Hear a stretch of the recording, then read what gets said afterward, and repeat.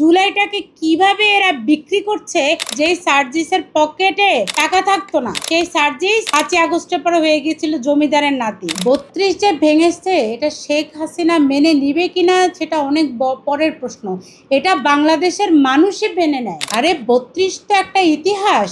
32-এর ভিতরে কি কোনো কিছু লুকিয়ে ছিল? ইউনূস সাহেব যে মুসলমান তার কোনো প্রমাণ পাওয়া যায় না।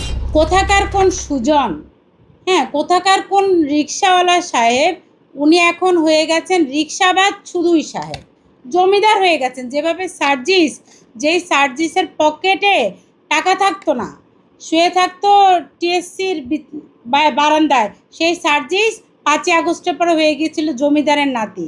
ঠিক সেভাবে রিক্সাওয়ালা সুজন হয়ে গেছে এখন নবাব। তাকে চাকরি দিতে হবে কেন?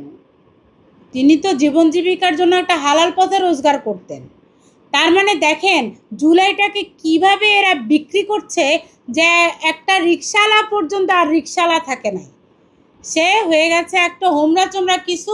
এখন তাকে চাকরি দিতে হবে কেন? চাকরি কি মুড়ির মোয়া? আসলে সুজন সাহেবকেও দোষ দিব কিভাবে? আবু সাইদের মৃত্যুর পরে আবু সাইদের পরিবারই তো তাকে নিয়ে ব্যবসা করে ফেলেছে, বাণিজ্য করে ফেলেছে, বিনিময় করে ফেলেছে।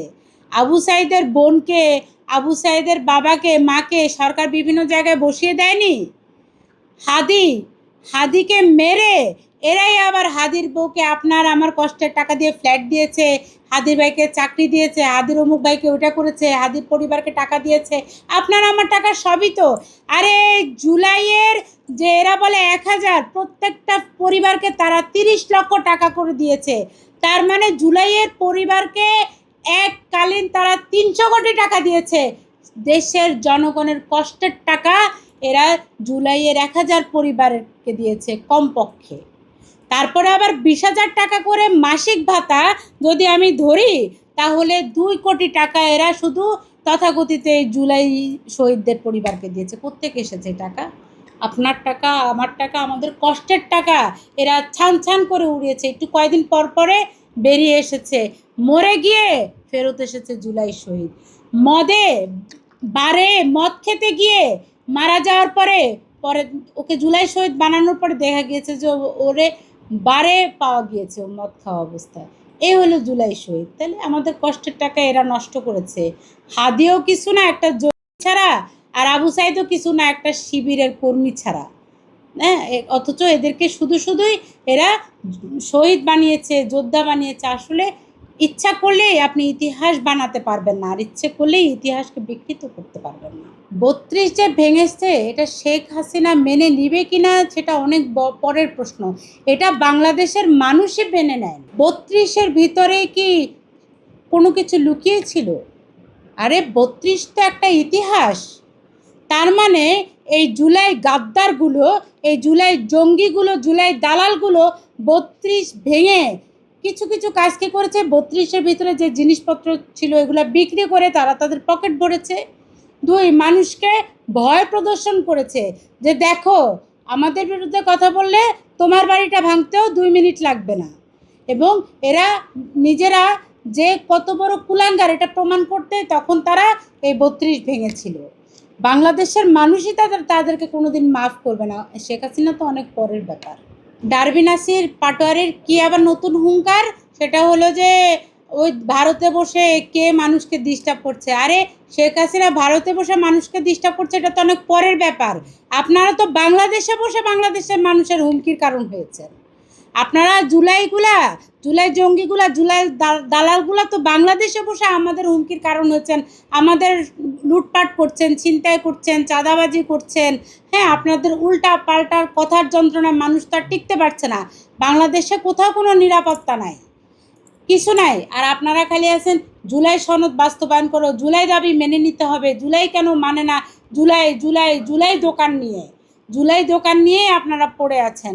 মানুষের কষ্টের কথা, মানুষের হাহাকারের কথা আপনার মতো নাসিরের মুখ দিয়ে বেরোবে না।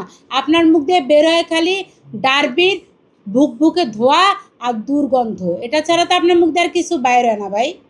আমাদের দেশে হুজুরগুলা বলে না, আমাদের দেশে তথাকথিত কিছু হুজুর বলে, যারা বলে যে ইউনূসকে স্বয়ং আল্লাহ নবুয়তের হেদায়েতের মধ্য দিয়ে পাঠিয়েছে, নবুয়তের যে সিলসিলা সেই সিলসিলার মধ্য দিয়ে পাঠিয়েছে। আরেক হুজুর বলে যে কোরআনে নাকি লেখা আছে যে ইউনূস সাহেব আসবে বাংলাদেশের মানুষের জন্য। আরেকজন বলেছে আরে 50 বছরের বেশি সময় থাকুক ইউনূস সাহেব, বলেন সুবহানাল্লাহ। এই যে হুজুররা, এই সুদখোর, এই ঘুষখোর, যে নামাজ পড়তে পারে, ইউনূস সাহেব যে মুসলমান তার কোনো প্রমাণ পাওয়া যায়নি। কারণ তিনি তার প্রথম স্ত্রীকে বিয়ে করার সময় তিনি তার ধর্ম পরিবর্তন করে খ্রিস্টান হয়ে গিয়েছিলেন। এরপরে আমরা মসজিদে দেখেছি যে তিনি নামাজ পড়তে পারেন না, তাই না? এখন উনি তার জীবনে আমার মনে হয় না কখনো নামাজ পড়েছেন। কিন্তু এই হুজুররা ইউনূসকে নিয়ে ব্যবসা করার জন্য, টিকে থাকার জন্য তারা ইউনূসকে নিয়ে মারহাবা করেছে। একই আরেক হুজুর হলো এই সুজন, যার বক্তব্য হলো যে তিনি স্যালুট দিয়েছেন জন্য শেখ হাসিনা পালিয়েছে। আর তোমার স্যালুটের জন্য আরেকজন পালিয়ে যাবে, এটা কেমন স্যালুট? তোমার স্যালুট থেকে কি বেরোচ্ছ, কামানের গোলা বেরোচ্ছিল? তো তুমি স্যালুট দিলা আর ওইখান থেকে কামানের গোলা বেরিয়ে ওই কামানের গোলা দিয়ে শেখ হাসিনা পালিয়ে যে উল্টাপাল্টা কথা বলেন কেন? আপনার তখন মনে হয়েছে আপনি স্যালুট দিয়েছেন, আপনি কারে স্যালুট দিতেছেন, কী বোঝা স্যালুট দিতেছেন সে আপনি নিজেও জানেন না। আর আপনি বলেন যে দুর্নীতি করে কোটি টাকা কামাই করতে পারেন, আপনি যে টাকা কামাই করেন নাই সেটা কে বুঝবে? এই সুজনের গায়ে তো নতুন নতুন গেঞ্জি দেখি, সুজনের গায়ে এখন কোনো ঘামের দাগ নাই, রোদে পড়া দাগটা চলে গেছে মুখ থেকে। কোথা থেকে আসলো এই টাকা? কি করে খায় সুজন এখন?